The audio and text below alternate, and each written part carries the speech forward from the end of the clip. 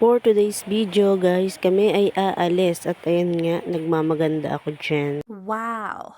Bali pupunta nga pala kami yun guys sa aking pamangkin kasi patay yung kanyang baby. So sad. Ang person, diba? Ayan. Kala mo naman talaga maganda. Oh no! At ayan nga, nagre-ready kami guys ng aking anak. Bali dalawa lang kami pumunta dyan. Tapos yung asawa ko sumunod na lang guys kasi nakamotor siya. Bali dun lang kami sasakay sa kapatid ko sa tricycle. Kasi nga, ang lakas ng ulan dyan guys. Pero go pa rin kami kasi nga, one day lang ibuburo yung baby. Kasi nga baby pa.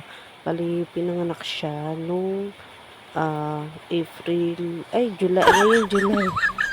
Diba? Mali-mali tayo. At ayan nga, habang naghihintay kami sa aking kapatid, nanonood pa ang aking anak.